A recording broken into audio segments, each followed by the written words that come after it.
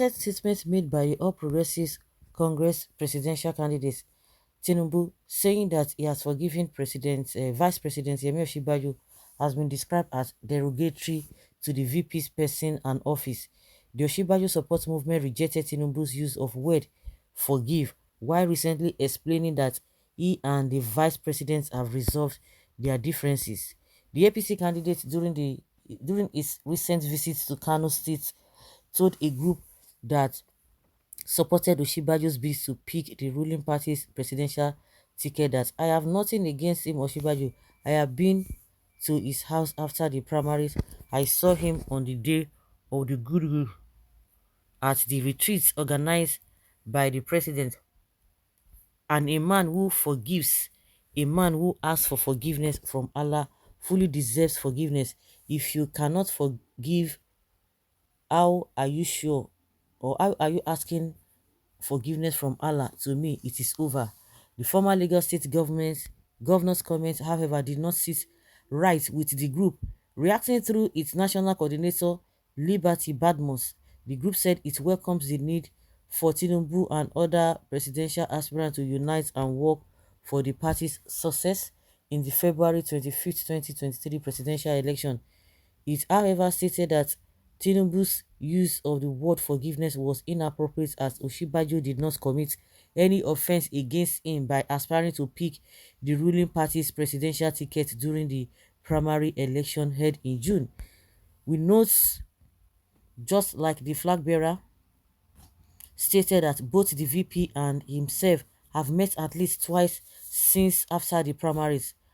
Any attempt to take a revisionist perspective by insinuating that an offense had been committed because a sitting vice president decided to run for the office of president is an unmitigated insult, completely unnecessary, and such narratives ought to be totally discouraged, said the support group.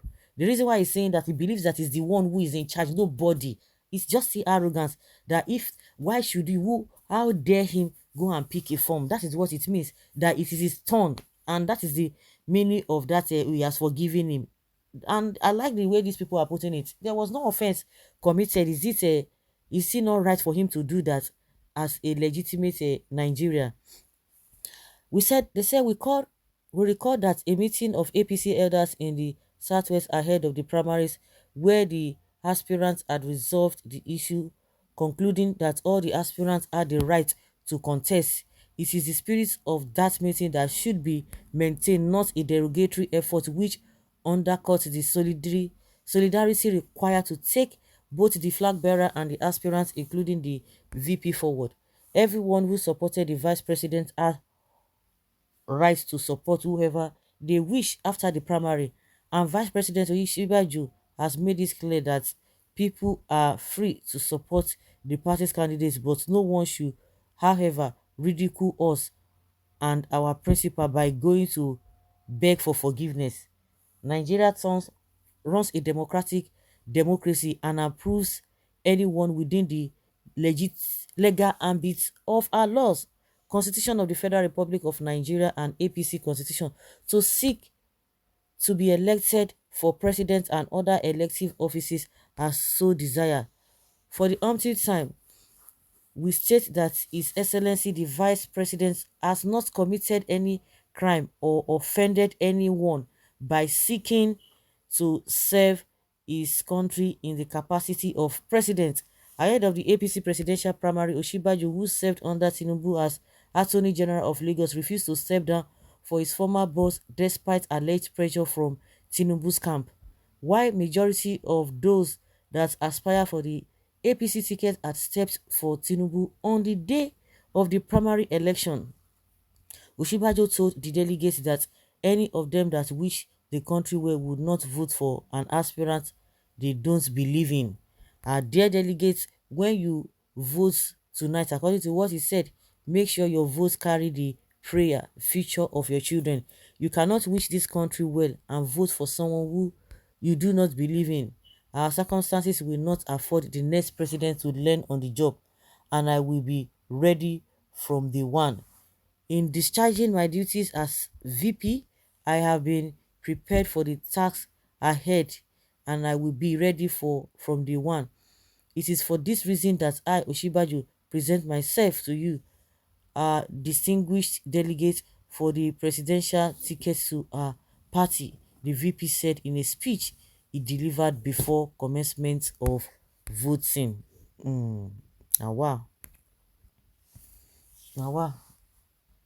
Tinubu pomposity will drive him winning Nigeria's presidency. He always talk as if he is ordained the next Aso Rock occupier.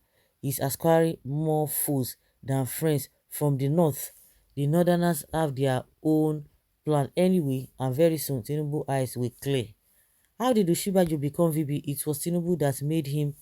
He was hustling between classroom and court before he was appointed.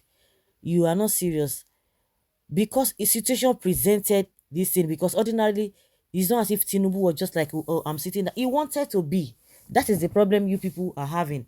He wanted to be vice president. Tinubu wanted to be vice president, but because the situations and the timing was not, it was not favorable for him, and that is why he wants to impose this Muslim ticket. So it was it was meant for Osinbajo to be vice president, because Osinbajo did not even go and lobby, or he was not even contesting. But Tinubu wanted it, and that is why he's having rancor with Saraki. Tinubu, if all things being equal, if not that even Buhari is a hypocrite. So Buhari did not agree to Muslim ticket, but now they are pushing Tinubu to do whatever he wants to do. Tinubu rejected, or Buhari rejected Tinubu to be his running mate because of this Muslim ticket.